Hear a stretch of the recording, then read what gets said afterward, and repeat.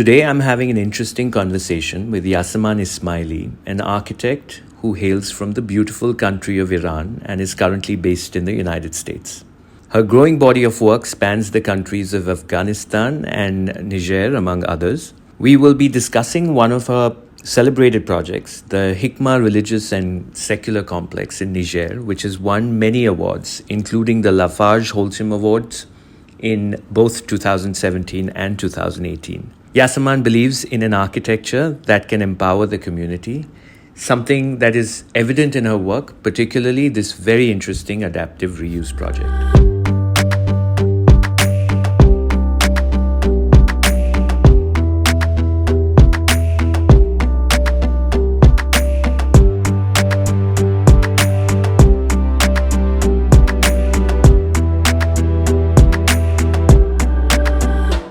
I just wanted to get a quick sense of how this project came about.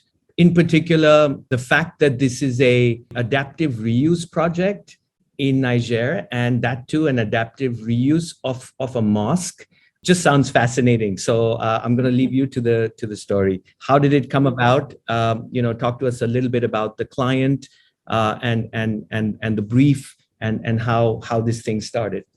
My partner in this project, Mariam Kamara, she is from Niger, and we had actually worked on two other projects before this project, and that's how we kind of have created a design relationship together. She knew and talked to me about this mosque, and this old mosque that was very, very beautiful building, and was actually designed and built by a master builder who was recognized with an Aga Khan Award before, but passed away a few years before that. We learned that the village where this mosque was located in needed a bigger mosque, and that's why they wanted to tear down the building and build a new one. And it was also in not a very good condition because it just needed maintenance.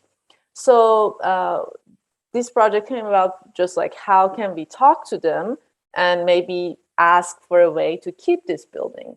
And of course, to keep it, it couldn't be the mosque anymore because it was very small for the growing population of the village. Because it was a mosque, we couldn't propose a use, right? Because it's a holy ground. So that's why we actually let it to them, let them decide on it. Throughout their conversations, they came up with the idea that maybe a library that also houses religious books could be a use that could work next to a new mosque. This was also close to a school ground, which serves not only Dandaji, the village where the mosque is, the project is in, but also 3 or 5 villages around. It's more or less donor-based project. So people who are from the village and did well, they're the people who supported the project. So walk us through the big moves, the first. I know I'm asking you to verbalize the first few sketches, but let's try and do that.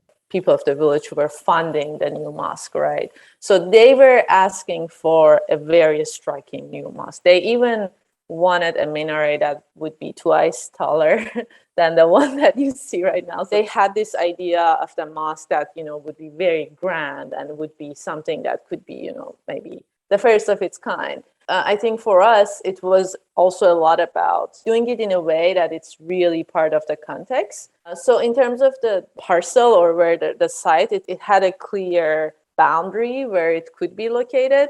We kind of let a little bit of a space in between the old mosque, which became the library, and the new mosque by kind of pushing the mosque to the edge of the site where it's very public. And then in between, there is a campus, right? So meaning that there's a place where children can play, people can sit, they can go back and forth. And then in terms of proportionally, as I said, we did a lot of studies in terms of, okay, where can we find the right kind of height where it's not so overpowering for the village, but it's also something that is standing out a little bit and is saying that, okay, this is a new mosque, this is a new building. Any thoughts, Yasaman, about materiality, aesthetics, and just other aspects of like sustainability, because I would imagine, I've never been there, but I would imagine that this would be an area of fair amount of heat. Hence, it has a certain kind of architecture. So going with preconceived notions or very new ideas may not be the right approach. And to be able to do this in a way that is not alien, but at the same time, they wanted something new. So how did you go about thinking, about experience, about aesthetics, because it's going to help form the new identity of this area or village, because it's such a prominent building? First of all, we were building a taller building, so we needed kind of a different system that wasn't there in the existing buildings. We had done another project before this with two other architects. We had formed a collective called United for Design, and we did a housing project in Niger, in Niamey. And in that project, we used CEB, compressed earth blocks, for the first time. And throughout that project, we learned a lot about that material. And by the time we did this project, we knew that this was the main material that we could use, which is from the place. It is actually built from the soil of the site itself, but it offers us more because it has better kind of resistance and capabilities compared with traditional adobe. So we could build taller. I mean, we have a concrete structure as well, which we can talk about later. In terms of materiality, so a big part of it came from soil, working with soil. The other part, which is kind of the main material that you see, is metal, that you see it here and there. Even when you go to Dandaji, which is a village, you will see metal everywhere. I mean, like there are doors that are decorated in the most amazing way. So there was this existing ability of metal work that we could utilize, and that's how. And it's they recycle it and they do it again. So that's how that was also another great material to use. Fantastic. And anything about the aesthetic part of it, because as architects and designers, we do influence, or whether it's voluntarily or involuntarily, with our idea of aesthetics. And were they sort of, because when I looked at the old building and when I looked at the new building, I would say there are definitely similarities, and probably material is the thing that binds them together. But from an aesthetic point of view, there are also differences, right? Where did those inspirations come from? I almost, if you ask me at first glance, I mean, firstly, it's very beautiful, but I almost went to like more Art Deco-ish, thinking on that. I just wondered if that came from somewhere. Yeah, that's so interesting. I never thought about that. Art Deco, like aesthetically, we are influenced by many things, but it's not necessarily based on a conscious choice, which maybe is kind of the art part of architecture. But I think proportionally, right? So once you set up yourself in the design process, I think how we worked was that we really looked at traditional plans a lot, right? Like studying the plans, and like I did so many sketching of just like looking at buildings and sketching them to kind of getting a sense of proportions and how proportions were working in that particular region. And then, because we didn't want to repeat any of those, many of the aesthetic choices that you see come from a function. For example, we have kind of openings to receive light, and where we have those, we have kind of a different solution on the facade. So it's not like, oh, let's just create these divisions on facade to create a form. It's more about, okay, how do we bring light? We don't want to bring direct light, so we're going to add these openings on the sides to bring in light. So now we are going to treat that differently because that's the different part of the facade. I can imagine that this is a close-knit community in sort of in a village in the Niger. You're not only foreign, you are also a woman.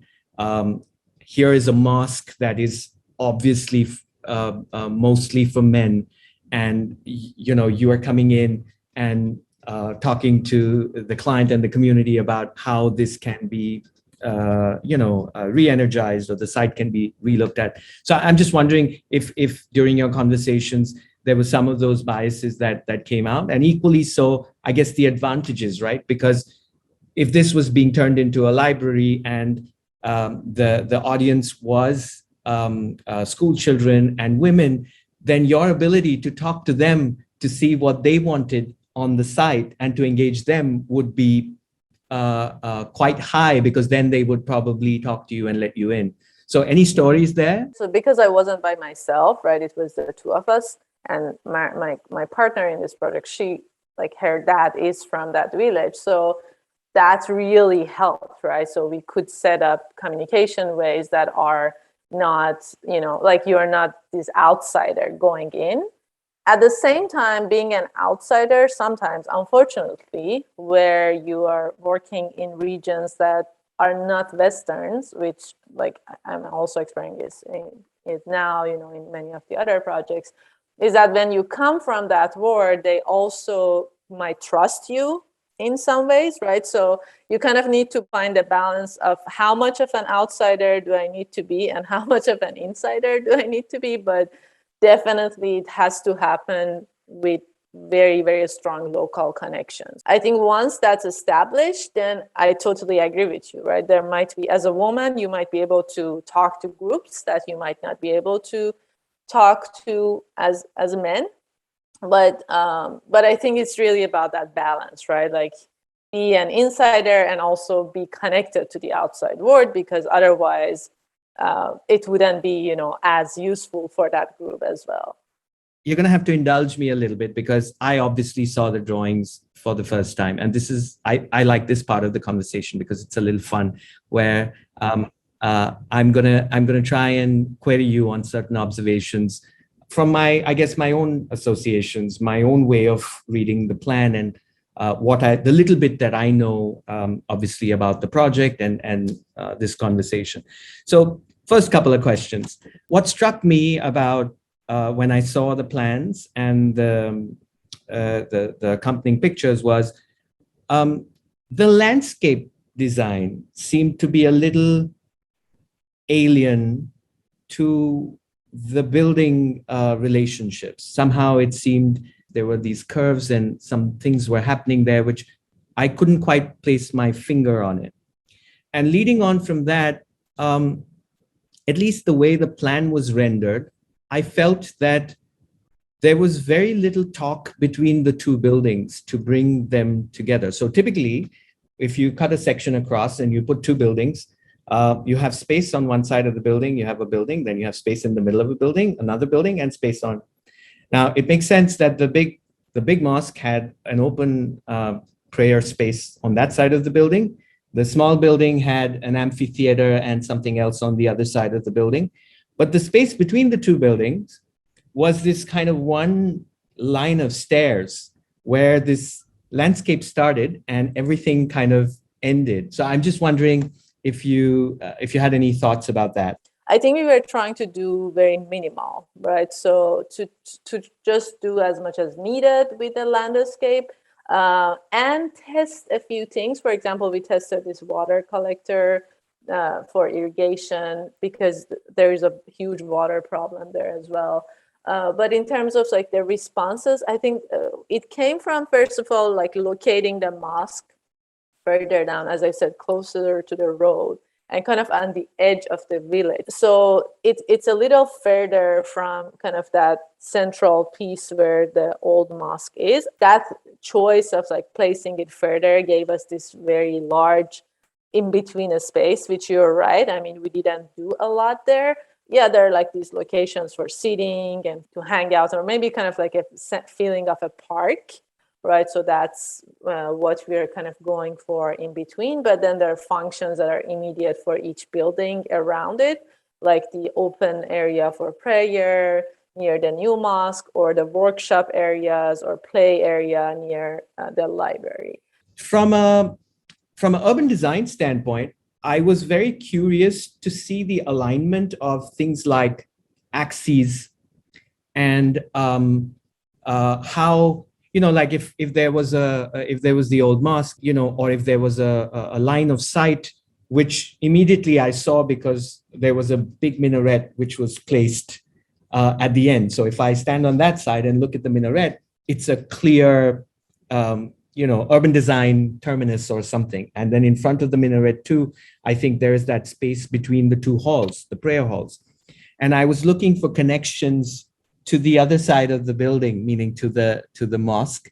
And again, I found it slightly ambiguous. I don't know if that was intentional or not. Yeah, I don't think we tried to necessarily align the center. It was with like a special point. It was more kind of to create that viewpoint in terms of connectivity. And then between these two volumes, there is a back and forth within the new mosque itself, right? When you open all the doors, it kind of become one space.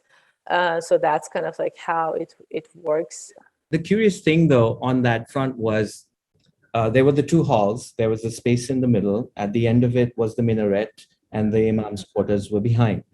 If you walk down that corridor towards the old building, there is a ablution place, which is in the middle of that sight line. So I wonder. It blocks it a little bit. Mm-hmm. Yeah, I wonder if that was intentional or that was functional, or, and it could be that earlier, and now that I'm reflecting back on our conversation, that maybe the mosque had to be separated from the other building because the mosque was frequented only by men, I would imagine, in this building. I don't know. I'm just asking if mm-hmm. Because talking to each other was my main observation. Mm-hmm.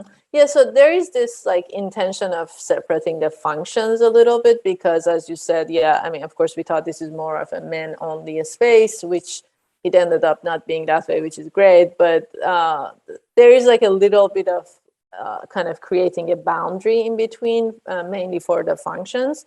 But yeah, you're right. Maybe if we would like push that evolution space a little bit further, the line view would be more direct, the view. But it has a little bit of height, so you get kind of some view. But yeah, it could be better, I guess. Point number 3 was something you alluded to, and I did feel that, and now that you've shared this, I did feel that there was a struggle to balance the form of the building and how tall it should be, because the new building, if you were being very critical, you could say that it's quite imposing, right? Because the height of the hall is quite a lot. And it's quite much bigger than the other building. And I wondered that if you go further away and the vantage point is such, and there was a picture where everything kind of blended in beautifully. But when you come closer to the building, it did seem like, there was a big mass. That was on purpose, right? So it was something that, as I said, the client was really asking for it even much more. So we try to push that back a little bit and try to at least get it in a way that, when you come to the village, it feels that the whole size is part of it. But it's okay for a mosque sometimes, right? So as a function, it's okay for it to be grand, right? That's how mosques are. So that grandness of it comes from the client request and from why not, right? Like, why not let it be grand a little bit? Because, the old one was for much less population, right? So, and this is now used by also many people from other villages. So kind of like making it like as a center for this village that brings outsiders in. And that was the goal. And the last curious piece that I found was I kept going back to the old building for inspiration, obviously, and maybe this is the way I approach, because as architects, whenever you have an old building on the site, you're always very thrilled, right? You look at the old traditions. And the old building had these wonderful blue, doors and windows. Are they metal or are they wood or? No, wood. We added the color. Oh, you added those? Yeah. Okay. Yeah. So I was trying to look for those in the bigger building, but I didn't see that happen. And I wonder again if that was a conscious decision to maybe say, embellish the old building a little bit and not do that to the other building. We use that to kind of represent a location where children are, and it's going to be very hybrid and playful. Yeah, so it's kind of like the representation of playfulness that happens in the library. We didn't think that we needed that in the mosque necessarily, and that the color palette could be much more neutral for them. So I'm going to put you actually in the critic's chair. And whether architecturally or whether from a use perspective or any perspective, are there a few things that you think that you could have done better, or those that you didn't think of but they turned out in a different way? Like what are the learnings from doing the project? Yeah, of course. I mean, going back to what happened that we were not predicting, was the aspect that, so in the plan, we have two different kind of volumes. And we were thinking that, so the goal of the design was that based on the number of people who want to use the mosque, maybe they use one space, but when they need more people or they want more space, they will open up both.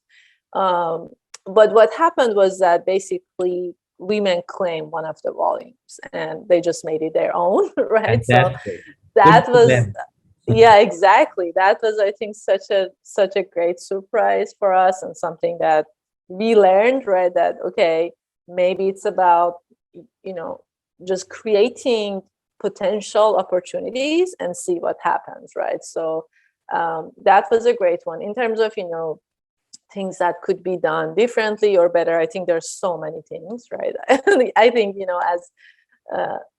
think a designer would know the best, right? All the things that could kind of keep evolving and being better. One of the main ones that I can talk about, which for me is a very important one, is like when you work with compressed earth blocks, how can you minimize the use of concrete? I think there could be ways that we could use it less. But we were like doing a lot of testing in terms of how to even build it and how to build with traditional masons like with a very new structure. So I think, but that is really kind of an area of exploration, just in terms of materiality and how it can really become truly sustainable, right? In terms of ecological choices. And there are also, many other things about like aesthetic. For example, our lighting design could be something that we could maybe find better solutions for, which can happen later as well. Yeah, so these are kind of the main things that I can think of.